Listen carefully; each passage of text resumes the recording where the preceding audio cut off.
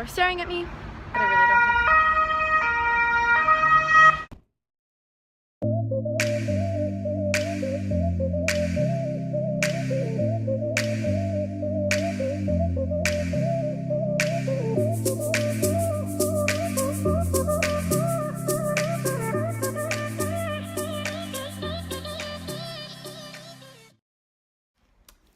Buongiorno a tutti. Finally, another video, this time dealing with the Permesso di Soggiorno and Italian bureaucracy.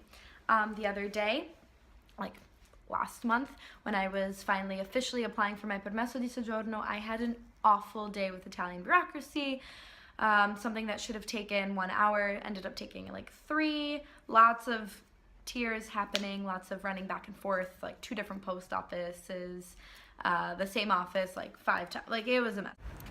So essentially today my day consisted of teaching class, which was fine, lesson planning, which was fine, running around back and forth to different CAFs, which I will explain later, which was kind of hectic, paying people to fill out my form, because the forms in Italy are so complex that if you screw them up, you're screwed.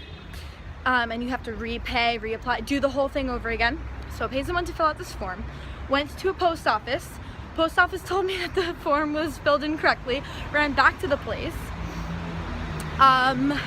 refilled it out, like fixed the problem.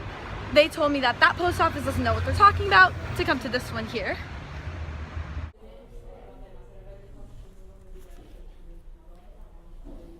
Anyway, so just a quick recap on how to obtain a Permesso di Soggiorno, and I'm speaking from an experience as a student and as a intern, okay, an intern.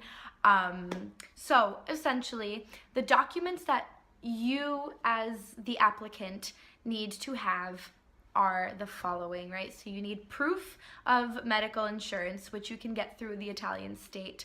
You can download a affidavit off of the consulate website, sign, seal, and deliver, all that jazz. I think it cost me 98 euros for 12 months or something along those lines. So that's available to you if you don't have an international insurance through your home policy. After that, you need, your passport, a copy of your passport, codice fiscale if you have one, which means if you've already applied for a permesso in the past or have basically a tax code, an ID code here in Italy. If you don't worry, through this permesso you will obtain one. What else? Okay, so that's that. Your school or your company will provide the contract and other necessary documents on their part.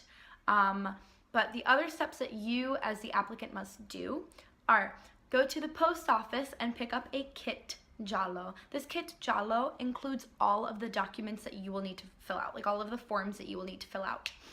After that, you'll go to a CAF, which is a Centro di Assistenza Fiscale, so Fiscal Assistance Center for Fiscal Assistance.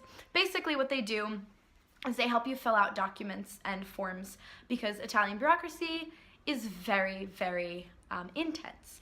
And if you mess up even one little line in a form, it could slow the process down even more, causing you to then have to start from the beginning, which is something you don't want to do. So you'll pay about 20 to 25 euros for a professional to fill this form out with you, which is worth it in the long run. You'll fill that out, and then you'll go to the post office once again with a copy of all the documents listed in your kit giallo. It'll be specific to the type of permesso that you're applying to.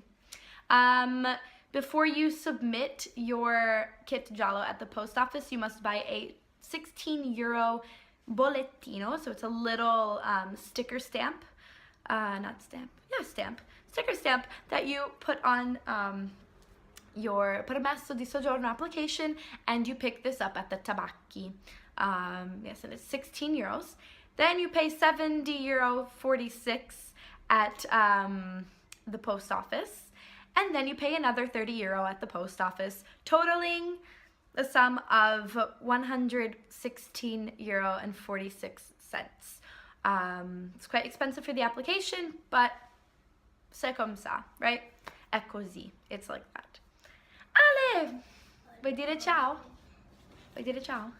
No. Interrupted by my little host brother, bless his heart. Once you submit your completed kit giallo with the copies of the documents and pay the like €120, they will print out, at the post office, will print out an appointment at the nearest questura for you. So for example, I submitted my Permesso application in October and my appointment is in February, okay, and I have to go at that time and I have to go on that day and at that location that they gave me. So that's basically the process for the Permesso di Soggiorno. Yeah, and the last time I did it through my university, which was a lot easier. We basically just signed where we had to sign, paid what we had to pay, and then the rest was history. They did it all for us until the day that we had our appointment.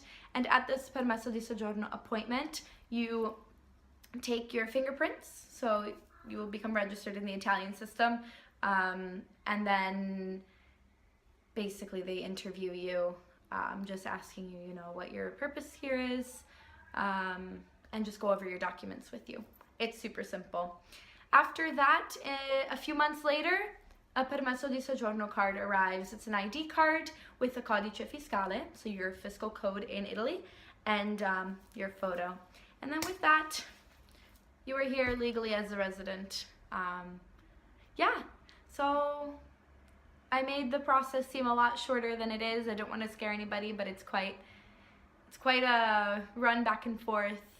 Go to this person, not that person, then that person who told you to go back to the first place, and give you the big runaround.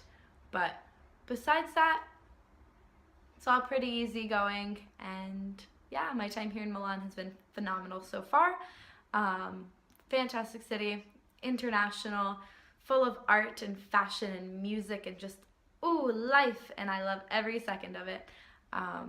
Teaching has been wonderful too. It's been a really good challenge, and it's been really, really rewarding. It's been really rewarding.